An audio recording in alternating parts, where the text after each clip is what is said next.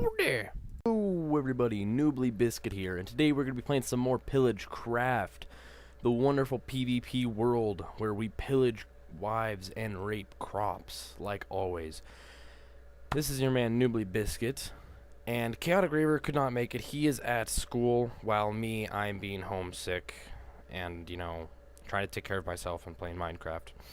I know in the last video that we had went out and PvP'd, we died, you know, like a boss. Anyway, I had also showed you, the rule board. I didn't read it off to you, so I guess I'll do that now, and then I kind of give you, like, a little bit more tour of the base that we've done some changes to. Not a whole ton, but, you know, there are some things that I guess I could show you guys. So, Cadeus rules, read and obey. There are no second chances, we see and know all. Sounds cute. Stealing, you don't steal from anyone in the faction higher up or same rank. Insta-ban. That one's pretty self-explanatory. No matter who you steal from, if they are within our faction or have any tie to our faction, like allies or anything like that, you will be banned. That's just straightforward. Griefing. You don't touch anything in or around faction land. Ask for permission to.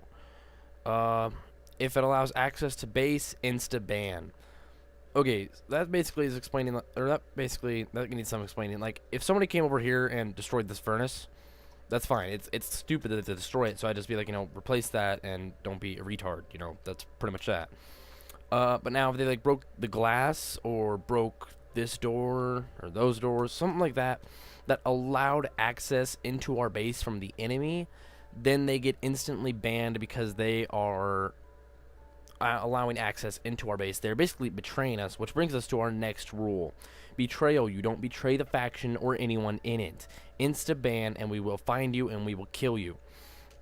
I'm planning on that we are going to have a wall called our hit wall, and we'll have signs, and the signs will consist of the player name, the player faction, and if we have them, the player coordinates. If we don't have the player coordinates, then people will go around looking for his faction and put the faction coordinates on the sign.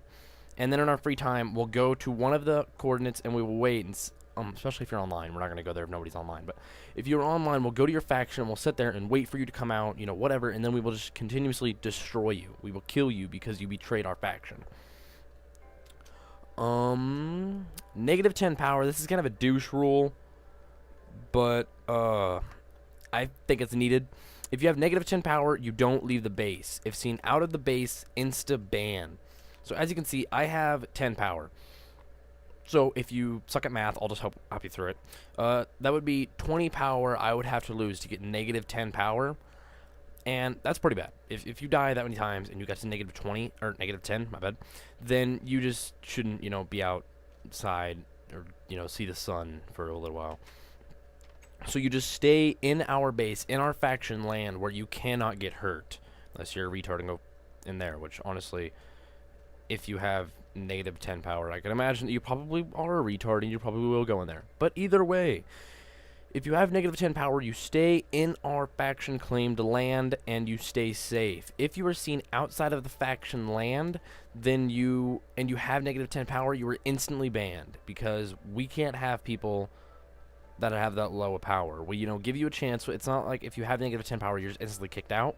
If you have negative 10 power and you're outside of our faction land, you get banned. That's that.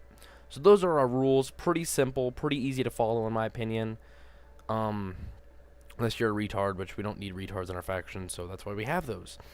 And now this brings me to the beware button does nothing button. As you can see, we have a button here, and it does nothing.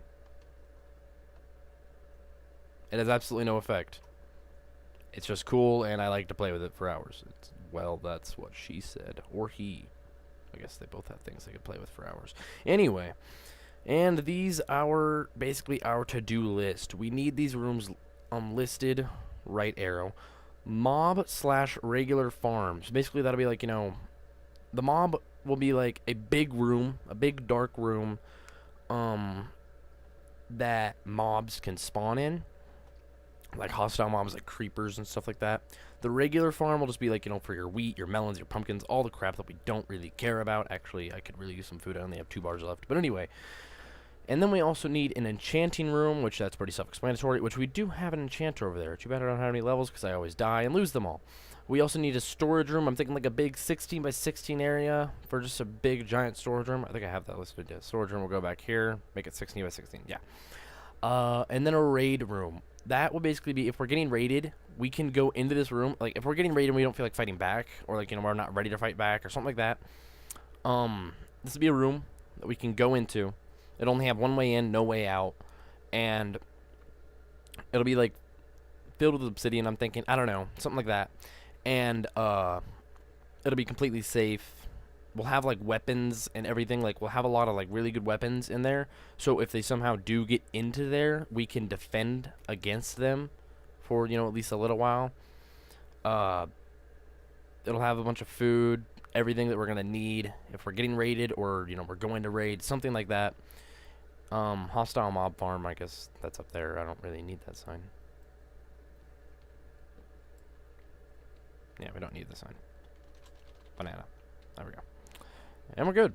Okay, now, one thing I found out is with my raised minimap, I can, you know, pull up the full map, and I can saw over in the left-hand corner of the map, bottom left-hand corner. I wish I could just like point. You guys can't see me pointing, so there's a little like area out there, and it's actually like, you know, built on, and so I decided I was going to, you know, take care of business. I was going to go see what the hell's up. So, I decided I'd let you guys accompany me on this journey. And I'm sure Chaotic won't mind if I use the ingots. Ingot, ingora. I'll just make this, because I don't know what's up there, but I'm pretty sure, you know, it's not too bad.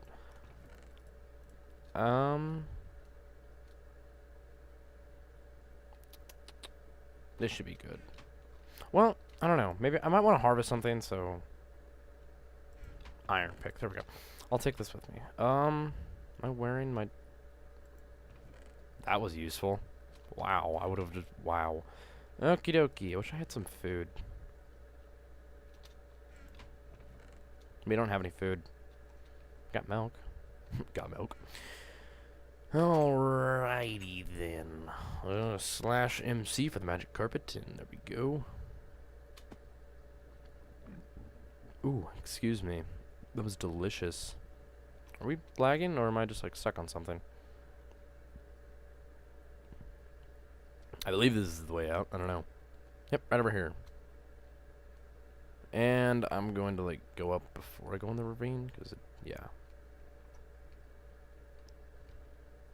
And I'm hungry.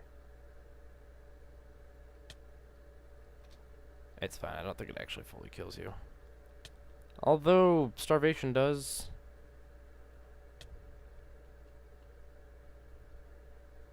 There we go. Now we're going. There we go. Oh my god. Hopefully they have food.